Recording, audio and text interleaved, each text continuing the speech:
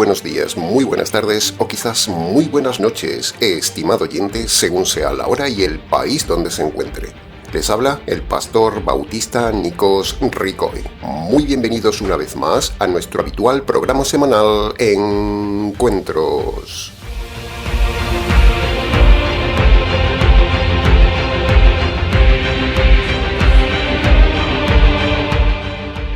Estamos ya, estimado oyente, en el tercer programa del estudio expositivo de la segunda carta de Pedro. Hoy analizaremos los versículos 3 y 4 del capítulo 1.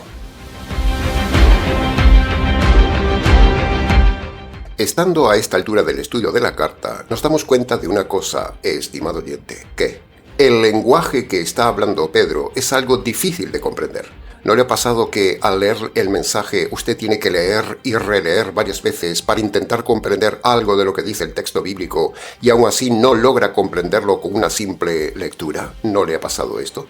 Por ese motivo, nuestro trabajo pastoral, como maestros de la palabra, es darle conectividad a los pasajes, explicarlos bien, darle la correcta interpretación y enseñar la aplicación personal. Entonces, usted podrá preguntarme, ¿por qué a veces el texto bíblico es tan complicado de comprender? Bueno, primero, porque fue escrito hace unos 2000 años atrás, así que imagínese. Segundo, porque fue escrito en otro idioma mucho menos rico que el maravilloso idioma español.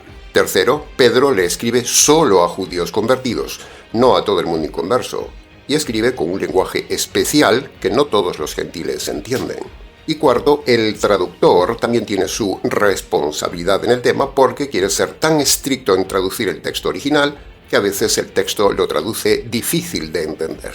Pero, aún con toda esta dificultad, Dios nos ha dado todos los elementos necesarios, como dice el texto de hoy, y ha dejado maestros para que enseñen lo difícil de la palabra de Dios. Todo un arte, estimado oyente, todo un arte es interpretar la palabra de Dios. Un arte que ponemos a su disposición cada semana. Queremos llevar el auténtico mensaje del corazón de Dios a su corazón y no hacer lo que hacen los lobos. Los lobos son oportunistas, son carroñeros, y al ver esta dificultad de comprensión del texto bíblico, se aprovechan de los incautos interpretando las escrituras a su interés. Pero.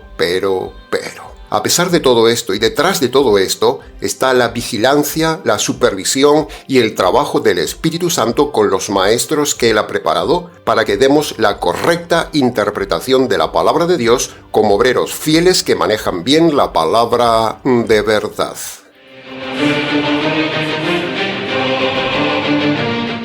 Bien, habiendo dicho esta necesaria introducción y precisamente para que usted entienda bien esta carta, analizaremos estos dos pasajes de hoy de forma detallada para su mejor comprensión.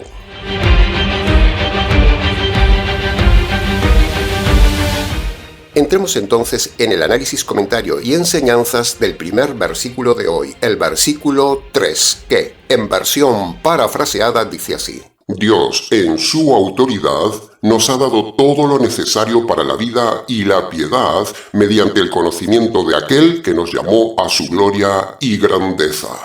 Punto número 1. Antes de avanzar en el texto, necesitamos entender la palabra clave de este texto, la piedad. Y cuando hablamos de la piedad bíblica, no hablamos de esa piedad falsa, religiosa, superficial y ritualista que se ve en el catolicismo romano o en cualquier religión vacía. No. La piedad bíblica y verdadera es un estilo de vida donde el cristiano agrada al Señor en lo que piensa, en lo que siente, en lo que decide y en lo que hace. Piedad es vivir de tal manera que la gente vea el carácter de Cristo en el convertido. Entonces, la pregunta inevitable es: ¿cómo era el carácter de Cristo?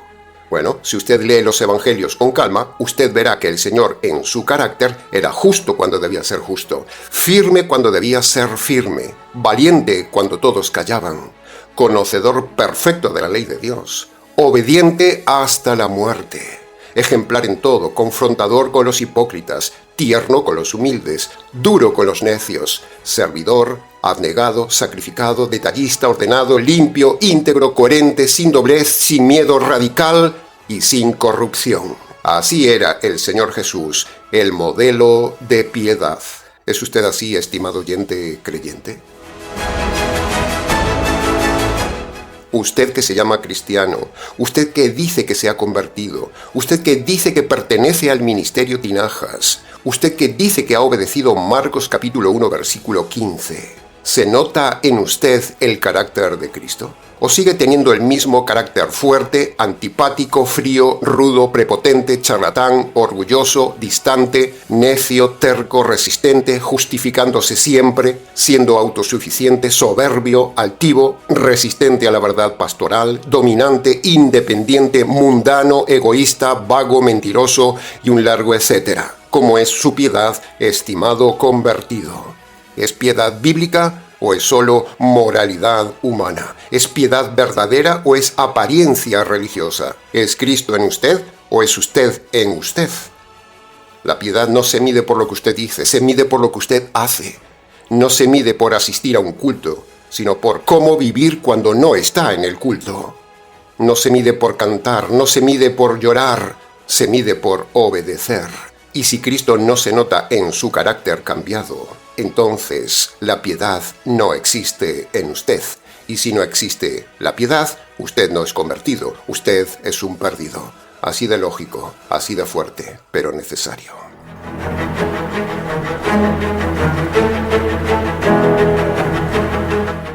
Punto número 2. Entrando ahora en el estudio directo del texto, Pedro afirma que Dios nos ha dado todo lo necesario para vivir una vida cristiana real y para reflejar el carácter piadoso de Cristo. Y aquí surge una pregunta que muchos pueden hacerse en silencio. Pastor, ¿es realmente posible vivir el carácter piadoso de Cristo? ¿Es posible que un hombre limitado, débil, pecador pueda parecerse al Hijo de Dios? La respuesta es contundente, estimado oyente. ¡Claro que sí! Si no fuera posible, Pedro no lo diría. Si no fuera posible, Dios no lo exigiría.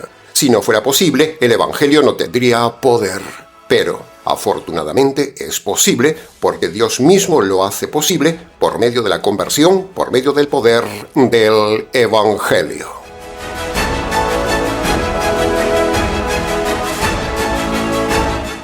Entonces ahora nos preguntamos, ¿cuáles son esas cosas que Pedro no detalla? ¿Cuáles son esas herramientas, esos recursos que Dios le da al convertido para que pueda vivir una vida cristiana en piedad? Bueno, en primer lugar, Dios le da al hombre la posibilidad de convertirse, como dijimos antes. La conversión por medio del evangelio jurídico es el punto de partida, la puerta de entrada a la vida cristiana en piedad. Sin evangelio no hay conversión, y sin conversión no hay vida de piedad. Hay moralidad, hay religiosidad, pero nada más. Sin conversión no hay vida espiritual, hay solo religión. Sin conversión no hay transformación, hay barnización. La conversión por medio del Evangelio es el acto soberano de Dios, donde Dios toma a un ser humano despreciable, perdido, rebelde y delincuente espiritual y lo transforma en un hijo suyo piadoso. ¿Se da cuenta del tema? Si Dios no quisiera, usted jamás podría convertirse. El diablo no puede convertirse, estimado oyente, ¿lo había pensado? Dios se lo impide. Los demonios no pueden convertirse. Dios les negó esa posibilidad. Pero a usted y a mí, hombres delincuentes, rebeldes, soberbios y perdidos como el diablo, Dios nos dio el Evangelio y la oportunidad de la conversión. ¿Se da cuenta del privilegio? ¿No le parece maravilloso este primer recurso para poder vivir la vida cristiana verdadera? Un ser humano tan corrupto como el diablo ahora puede ser piadoso como el Hijo de Dios.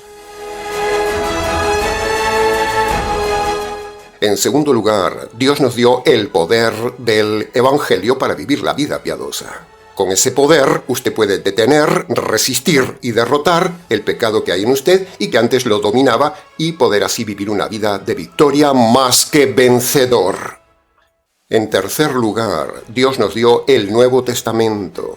El Nuevo Testamento es el manual de vida cristiana, es el mapa del camino, la guía completa de sabiduría para la vida cristiana. En cuarto lugar, Dios nos dio el Espíritu Santo que nos enseña toda la verdad. No media verdad, no una parte de la verdad, no un fragmento de la verdad, sino toda la verdad. Por eso, donde haya una sola doctrina falsa en alguna iglesia, solo una, ahí no está el Espíritu Santo. En quinto lugar, Dios nos dio las promesas que son la motivación que impulsa al creyente a vivir una vida de piedad. Y en sexto lugar, Dios nos dio mentores, pastores, líderes, maestros, discipuladores verdaderos para guiarnos en el camino de la piedad a los convertidos. Entonces, las preguntas inevitables son: ¿usted se ha convertido, estimado oyente? ¿Está viviendo una vida cristiana evidente, visible, palpable, real y piadosa? Recordemos ahora algo precioso que dijo Jesús relacionado con la vida cristiana piadosa. Jesús dijo: Mi yugo es fácil y ligera es mi carga. Ve, ahí lo tiene. La vida cristiana es posible. La vida cristiana no es difícil. Difícil es la vida mundana. Esa sí que es difícil y dura. La vida cristiana es la mejor vida que existe. Libre de errores, libre de malas decisiones, libre de tinieblas, libre de esclavitud, libre de malas compañías, libre de doctrinas falsas, libre de engaños, libre de malas decisiones, llena de paz, llena de verdad, llena de luz. ¿Qué más quiere? La vida cristiana es fresca, fluida, firme, piadosa, poderosa y victoriosa. El que dice que la vida cristiana es dura, miente y no conoce nada de la verdadera vida cristiana. Solo conoce la religión, pero no conoce la verdadera vida cristiana piadosa.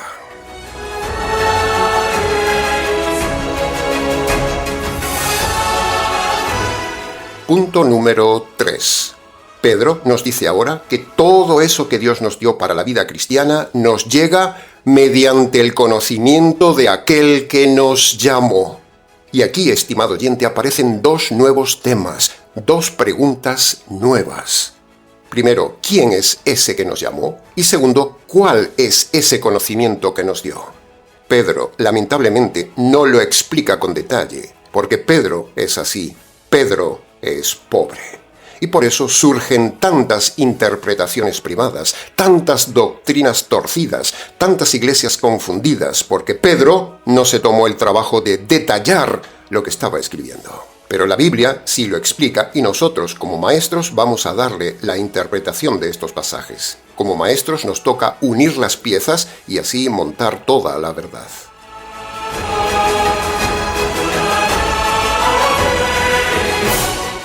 La primera pregunta era: ¿quién nos llamó?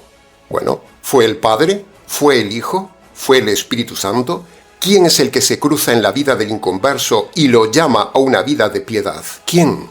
Bueno, la respuesta la dio Jesús mismo. Cuando yo me vaya, el Espíritu Santo vendrá y convencerá al mundo de pecado, de justicia y de juicio. ¿Ve? Ahí está la respuesta. El que llama al inconverso a ser salvo y luego darle el conocimiento para ser piadoso es el Espíritu Santo, no es el Padre, no es el Hijo. Es el Espíritu Santo el que entra en la vida del hombre como un fiscal divino, mostrándole la culpa, mostrándole las injusticias, mostrándole la justicia de Dios y mostrándole el juicio que le espera. El que llama es el Espíritu Santo, el fiscal, y lo hace con lenguaje jurídico. Delitos, justicia y juicio, para que el hombre culpable vea su condición real. Delincuente, perdido, culpable, condenado y a pocos pasos del juicio eterno. Y cuando el Espíritu Santo llama la atención del hombre, llama al hombre, convence al hombre de su culpa jurídica ante Dios, el juez, y le convence de la obra jurídica del Hijo del juez, entonces el Espíritu Santo envía al hombre a presentarse ante el juez, llevando en una mano sus injusticias y llevando en la otra mano la justicia del Hijo del juez. Es ahí cuando Dios declara al hombre inocente. Toda esta obra de llamado y convencimiento la hace el Espíritu Santo. La pregunta entonces es: ¿cuántas veces usted ha escuchado este llamado? ¿Cuántas veces usted ha ignorado el llamado del Espíritu Santo una y otra vez? O quizás la pregunta sea: ¿ha respondido usted al llamado? Si usted rechaza el llamado, si usted ignora el llamado, si usted posterga el llamado, usted está jugando con fuego. El Espíritu Santo llama, pero no llama para siempre. Llama hoy, llama ahora, quizás llama mañana, pero luego se va y ya no llama más. ¿Se da cuenta de lo terrible del tema, estimado oyente? Si usted endurece su corazón, llegará el día en que el Espíritu Santo deje de llamarle. El tema es terrible.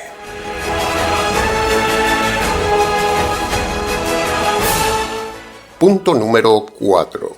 Ahora vamos a analizar el conocimiento del que Pedro hablaba. ¿Cuándo llega ese conocimiento espiritual a uno? Bueno, el conocimiento de la verdad, estimado oyente, es el siguiente paso al llamado. El conocimiento de la verdad de Dios y el conocimiento de Dios empieza en un instante preciso. Empieza en el momento de la conversión. Ese momento no es levantando la mano para hacer una oración de fe como hacen por ahí. Ese momento tampoco es el momento del bautismo. No es yendo a misa, no es aceptando a Jesús. El conocimiento de la verdad empieza en el instante en que usted obedece Marcos capítulo 1 versículo 15. Ahí comienza el conocimiento de la verdad. Ahí se abre el entendimiento. Ahí nace la vida espiritual. Ahí empieza la vida de piedad. Para el judío, ese conocimiento era descubrir que Jesús era el Mesías. Y para el gentil, ese conocimiento empieza al descubrir el evangelio del Mesías. Pero en ambos casos, judíos y gentiles, el punto de partida del conocimiento de Dios es el mismo, la conversión. A partir de ese momento en que el alma reconoce sus injusticias y se agarra por la fe de la justicia que le cayó a Cristo Jesús, Dios entonces derrama sobre el creyente todo lo necesario para la vida cristiana y la piedad. Ese es el momento en que los ojos se abren y llega el conocimiento de la paz, el conocimiento del perdón de los pecados, de la salvación, de la luz, del poder, de la transformación, de la comprensión y del gozo del alma. Ese es el momento en que el alma, por primera vez, conoce verdaderamente el conocimiento espiritual.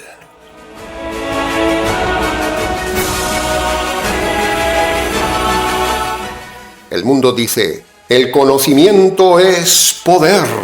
Y eso es verdad. Pero aquí hablamos de un poder diferente. Hablamos del poder del conocimiento espiritual que tiene repercusión en la tierra y también repercusión eterna. El conocimiento de la verdad nos hace libres. El conocimiento de la sabiduría bíblica nos libra de errores. El conocimiento de la doctrina verdadera nos permite ayudar al engañado. El conocimiento de la verdad nos permite ayudar a los jóvenes. El conocimiento de la verdad nos permite fortalecer a las parejas, evitar pecados, evitar divorcios, evitar suicidios, evitar caer en las garras de los psicólogos, evitar compras erradas, evitar decisiones equivocadas, evitar meterse en iglesias falsas. El conocimiento bíblico le da al creyente el poder y la capacidad de distinguir entre el bien y el mal con una claridad que el mundo jamás podrá experimentar. El conocimiento es poder, es poder, es poder. Es el poder de guiar a las personas a lo correcto, el poder de orientar una familia, el poder de iluminar una vida, el poder de levantar a un caído, el poder de corregir a un extraviado, el poder de salvar un alma, el poder de la sabiduría para tomar decisiones correctas, el poder de cambiar un destino. Y si una nación escuchara este conocimiento bíblico, también podría ser guiada. Por eso el Ministerio Tinajas es tan poderoso, porque su poder no está en la política, ni en el dinero, ni en la fama, sino que el poder del Ministerio Tinajas está en la verdad absoluta de la palabra de Dios que tenemos. No buscamos poder político, podríamos, pero no nos interesa. No buscamos poder económico, lo tuvimos, pero no nos interesa. Solo buscamos el poder de la verdad para poder ayudar a la gente. Ese es el poder que tenemos en el Ministerio Tinajas. Es el poder que compartimos con usted cada semana, estimado oyente.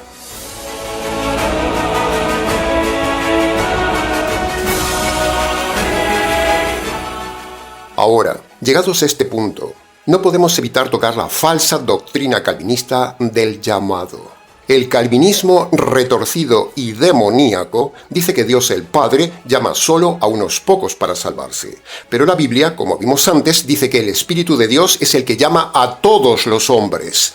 Si Dios llamara solo a unos pocos, eso no es soberanía de Dios, eso sería injusticia de Dios. La misma Biblia dice muchas veces que Dios llama a todos los hombres a que vengan al conocimiento de la verdad. Ahí tiene, por ejemplo, 1 de Timoteo, capítulo 2, versículo 4, que dice: Dios quiere que todos los hombres sean salvos y todos vengan al conocimiento de la verdad. Ve, ahí lo tiene. Radicalidad.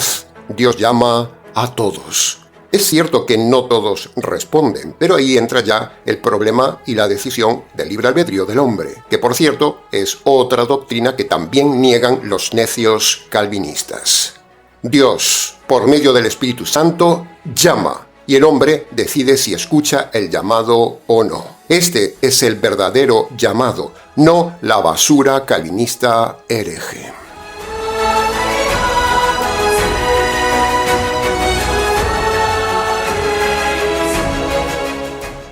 Y punto número 5 del versículo 3. Dice: nos llamó a su gloria y grandeza. Cuando Pedro dice que Dios nos llamó a su gloria y grandeza, esa frase expande la mente, estimado oyente, motiva la imaginación, crea curiosidad, nos hace cerrar los ojos y anhelar comprender esa gloria y grandeza. Gloria y grandeza. G más G.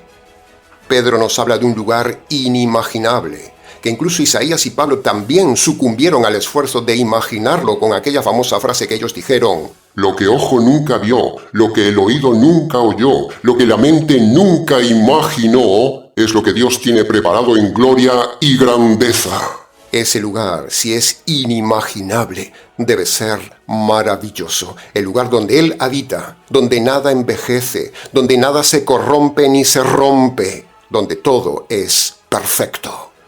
La gloria de Dios es un territorio vivo, infinito, un océano de resplandor, de sorpresa. Hay arquitectura monumental, dimensiones interminables, diseños nunca vistos, arquitectura celestial, todo con un destello de luz y hermosura material asombrosa. La gloria de Dios es el lugar donde los ángeles incluso cubren su rostro, donde el tiempo no corre, donde la belleza no tiene medida. Allí no hay cansancio, ni dolor, ni pecado. Allí todo es majestuoso, inmenso, asombroso. Y precisamente lo asombroso es esto, estimado oyente, que ese Dios de gloria y grandeza nos llame a nosotros, pequeños, podridos y pecadores, a entrar a ese mundo donde se vive la atmósfera de la perfección en estado puro.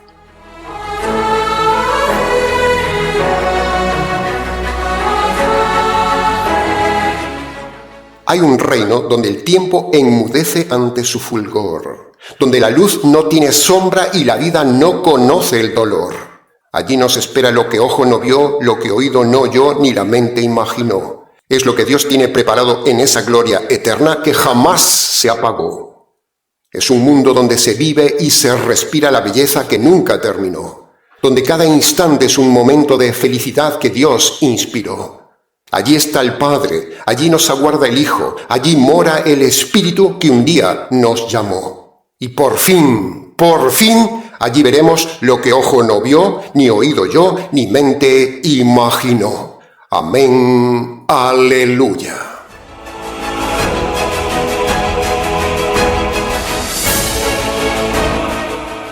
Entremos entonces ahora en el análisis, comentario y enseñanzas del versículo 4 que, en versión parafraseada, dice así: Dios nos ha dado preciosas y magníficas promesas para que por medio de ellas seamos partícipes de la naturaleza divina y por ellas también escapemos de la corrupción que hay en el mundo. Punto número 1.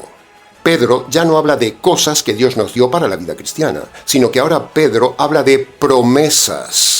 Y cuando Pedro dice nos ha dado, no está hablando de todo el mundo, no. No está hablando de todos los que van a una iglesia, no. Ni habla de todos los que oran, ni de todos los que se bautizan, ni de todos los que dicen que creen en Dios, ni de todos los que reclaman las promesas, ni todos los necios que aceptan a Jesús en el corazón, no. Esa frase nos ha dado tiene destinatarios específicos. Solo son unos pocos. Solo son los convertidos por medio del Evangelio. En este caso, Pedro se está dirigiendo a judíos que se habían convertido por medio del Mesías. No se dirige a la multitud religiosa como hacen los líderes de hoy. La mayor mentira del mundo religioso y sus líderes es hacerle creer a la gente que Dios les ama y que todos son cristianos por el simple hecho de congregarse, de bautizarse o de participar en actividades religiosas. Pero eso es falso. La Biblia no dice nada de eso. La Biblia es selectiva. La Biblia muestra en palabras del Señor Jesús que solo es cristiano el que ha obedecido Marcos capítulo 1 versículo 15. Punto. Una persona no es cristiana porque rece, no es cristiana porque vaya a misa, no es cristiana porque vaya al culto, no es cristiana porque cante, porque levante los brazos y se emocione. No.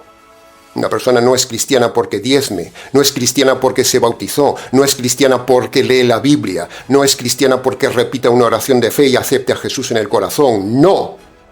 Una persona no es cristiana porque se emociona con una canción en la iglesia. No es cristiana porque llora en un culto con emoción por causa de un profeta. Solo es cristiano el que ha obedecido Marcos capítulo 1 versículo 15. Punto. Y si usted no ha obedecido Marcos capítulo 1 versículo 15 y dado evidencias, tengo malas noticias para usted. Usted es un perdido. Le espera el terror, el dolor y el horror eterno.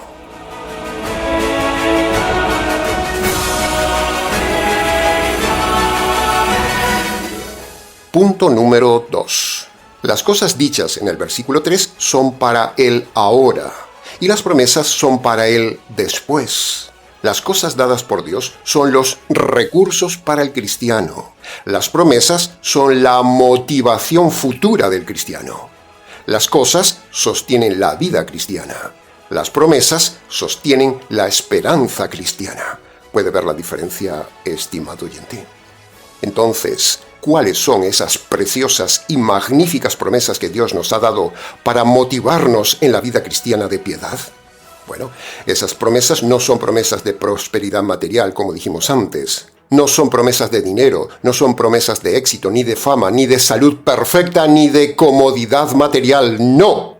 Esas son las falsas promesas que dan los lobos de la prosperidad. Pero las promesas de Dios aquí y en todo el Nuevo Testamento para el cristiano son mucho más grandes, mucho más profundas, mucho más gloriosas. Son promesas para vivir la vida cristiana como una raza de hombres diferentes y son promesas para anhelar la vida eterna en el reino material de los cielos.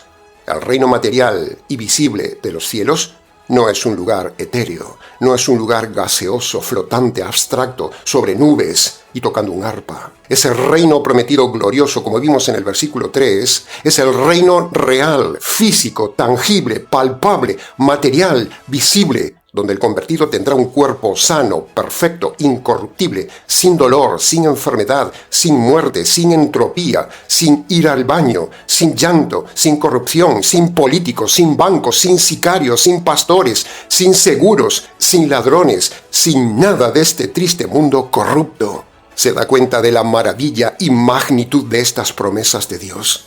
¿Se da cuenta del privilegio que tenemos? ¿Se da cuenta de la esperanza? ¿Se da cuenta del estímulo que producen estas promesas de un mundo perfecto futuro? Por eso Pedro las llama preciosas y magníficas. Preciosas porque no tienen precio y magníficas porque son indescriptibles. Las promesas son el motor que impulsa al creyente a vivir una vida de piedad como Dios manda, con la esperanza de vivir un día en ese mundo prometido maravilloso.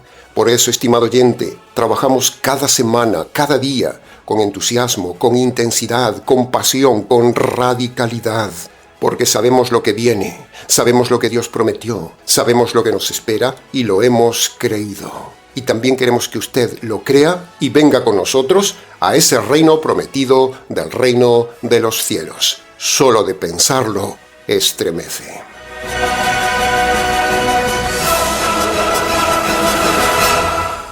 Punto número 3. Hablando de dar, hablando del Dios dador, surge ahora una pregunta que no podemos evitar. Si Dios es dador por naturaleza, como dicen estos dos versículos, si Dios da con generosidad, si Dios da con abundancia, si Dios da sin mezquindad, entonces la pregunta obligada para usted, que se llama cristiano, es muy sencilla, y es esta. ¿Usted también es dador o es un tacaño? ¿Es generoso o es limosnero? ¿Es desprendido o es egoísta? ¿Es un descarado que solo viene a escuchar pero nunca da nada? ¿Imita usted al Dios dador o imita usted al mundo avaro? Y aquí quiero hacer una aclaración importante, estimado oyente. No somos oportunistas, no somos lobos, somos siervos. No usamos la escritura para sacarle dinero a nadie. No manipulamos, no presionamos, no chantajeamos, no prometemos prosperidad, no vendemos milagros, no hacemos pactos económicos, no somos como los lobos que se aprovechan de determinados pasajes bíblicos para enriquecerse y sacar el dinero a la gente. ¡No! Nosotros no somos así, estimado oyente. Nosotros somos siervos, somos honestos, somos sinceros, pero también es cierto que necesitamos el dinero para trabajar. Nosotros solo aprovechamos la enseñanza de hoy, que aparece en este texto, para despertar su corazón, hacerle reflexionar y animarle a ayudarnos. Porque si Dios es dador, y usted ha recibido tanto de Dios por medio de este canal, lo justo es que si usted se llama convertido, entonces también debe ser dador. No por obligación, no por miedo, no por presión, sino por justicia, por mandato y por agradecimiento. Hágalo según pueda.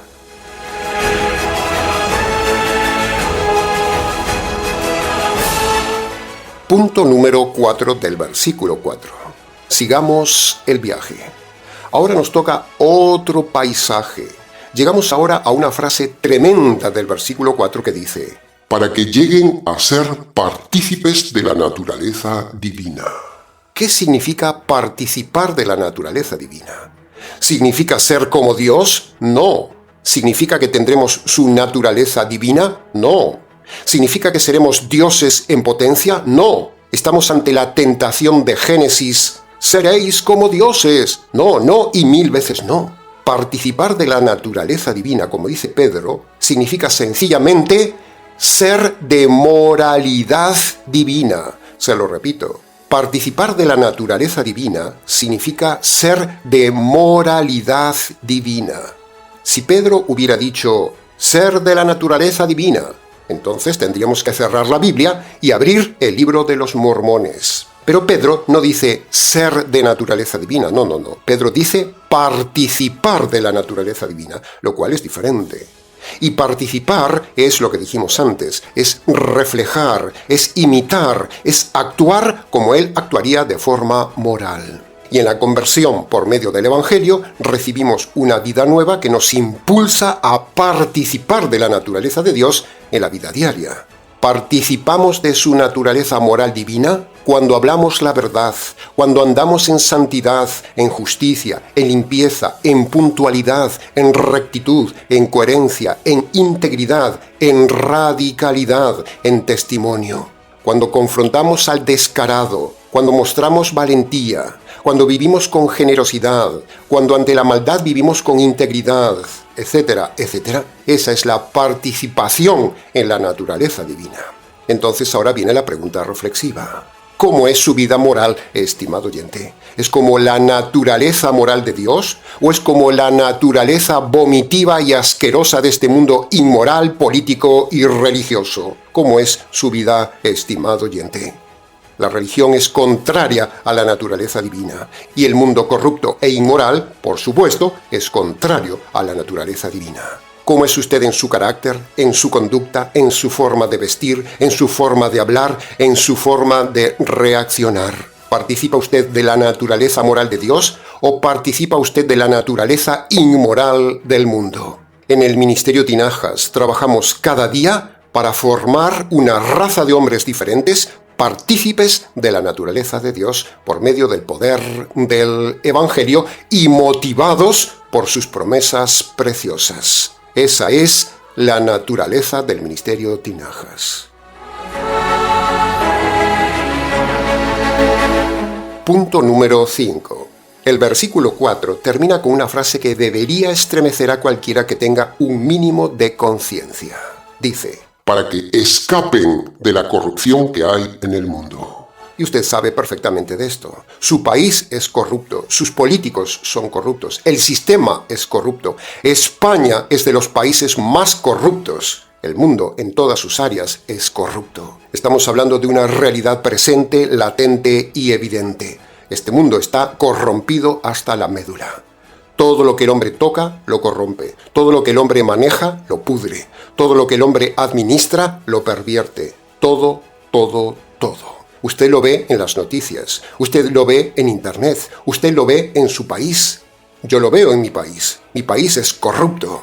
Lo vemos en Europa, en América, en Asia, en África. La corrupción no es un problema local, es un cáncer global. La corrupción está en la política, en la economía, en los bancos, en los gobiernos, en los parlamentos, en los seguros, en los jueces, en las empresas, en los sindicatos, en las universidades, en las religiones, en las familias, en las relaciones, en la moral, en la cultura, en la educación, en su vecino, en su pastor, en su sacerdote, en su rabino y en usted. Todo está contaminado, todo está podrido, todo está enfermo, todo está corrupto. Por eso Pedro dice escapar. No dice resistir, no dice intentar mejorar esta sociedad, no dice trabajar para cambiar este mundo. Eso es una utopía.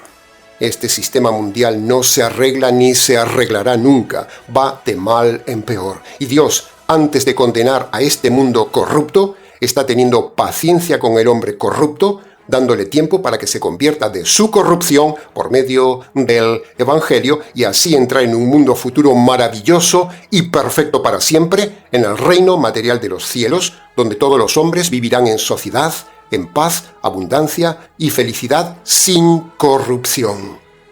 El convertido no está llamado a arreglar este mundo, estimado oyente. Estamos llamados a predicar el Evangelio a este mundo. Por eso, si usted participa en política, si usted vota, si usted es un pastor que se cree que entrando en política usted mejorará la sociedad, permítame que me ría de usted. Usted es un ingenuo. Pedro no dice que hay que mejorar el mundo, sino escapar de la corrupción de este mundo.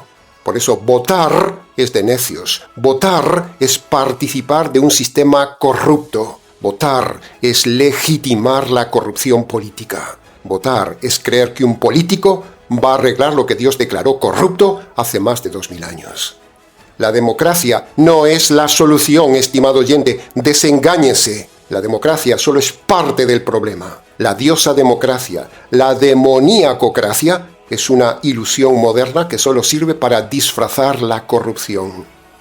Y si usted trabaja en un ambiente corrupto, por ejemplo, usted trabaja en un banco, o en alguna institución del Estado, o en alguna empresa injusta, usted participa de esa corrupción. Usted está pecando. Si usted obedece órdenes corruptas, usted es un corrupto.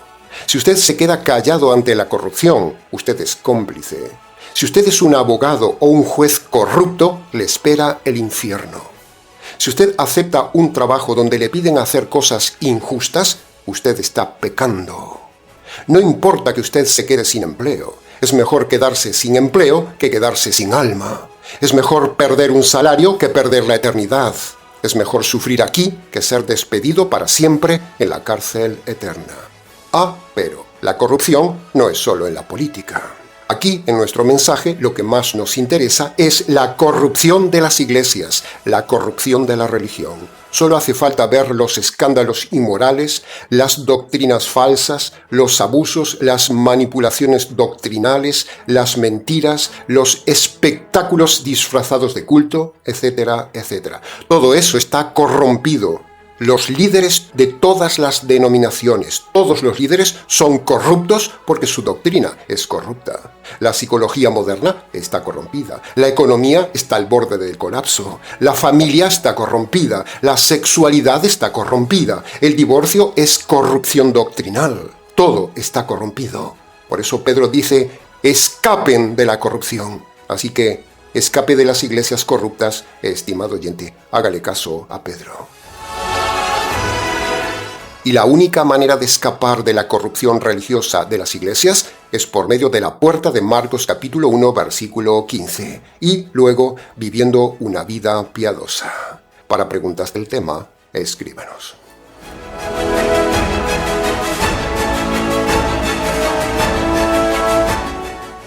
Y punto número 6 del mensaje de hoy. El punto número 6 del mensaje nos revelará lo que está debajo del texto, lo que Pedro no dice pero sí insinúa. Es decir, veremos lo que está debajo de lo que usted lee. Cuando descendemos a las aguas subterráneas de estos versículos 3 y 4, descubrimos al menos dos corrientes subterráneas que Pedro no menciona explícitamente, pero que están debajo del texto, corriendo como dos ríos subterráneos. La primera corriente subterránea es el doble libre albedrío. El libre albedrío de Dios para dar y el libre albedrío del hombre para administrar lo que recibe. Dios es dador en su libre albedrío y el hombre es administrador en su libre albedrío. Pedro no usa la palabra libre albedrío, pero la doctrina está ahí, está escondida, está insinuada, está inferencial, respirando entre líneas. Entonces la pregunta reflexiva es inevitable. ¿Cómo está administrando usted lo que Dios le dio? ¿Cómo está usando, estimado oyente, su libre albedrío?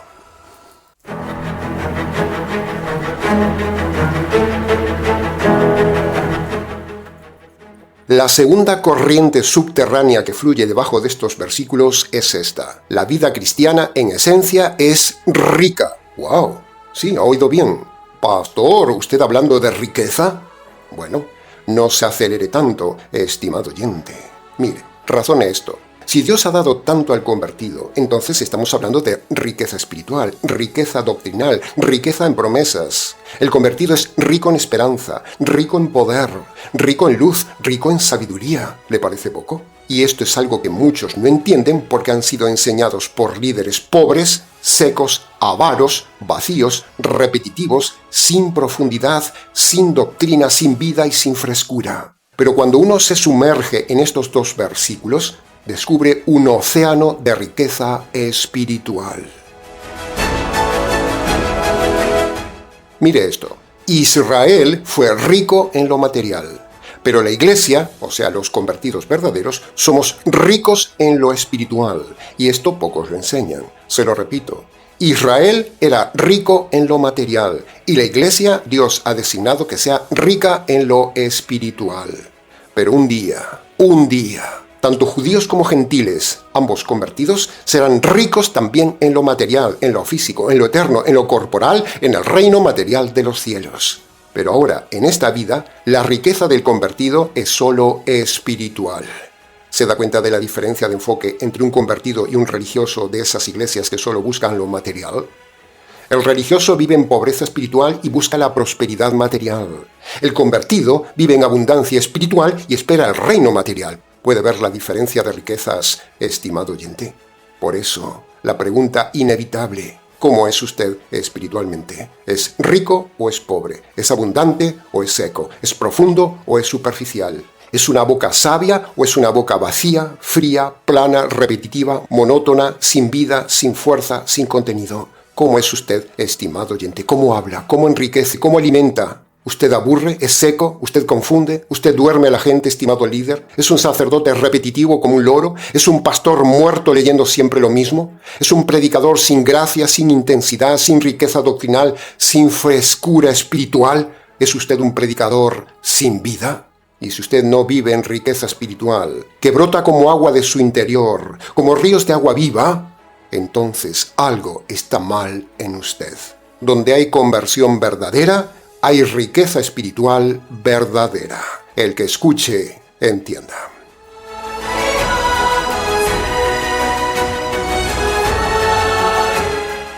Bien, y hasta aquí, estimado oyente, con el mensaje expositivo del día de hoy.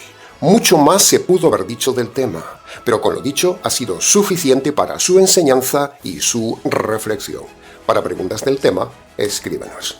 ministeriotinajas@gmx.es. Nada más por hoy, estimado oyente. Si se siente identificado con nuestro trabajo pastoral y quiere colaborar con el Ministerio Tinajas, se lo agradecemos. Les ha compartido este mensaje quien les habla, el pastor y expositor bíblico Nikos Ricoy, emitiendo desde aquí en Valencia, España. Será entonces con el gusto de siempre hasta el siguiente mensaje de la serie, aquí en nuestro habitual programa semanal Encuentros.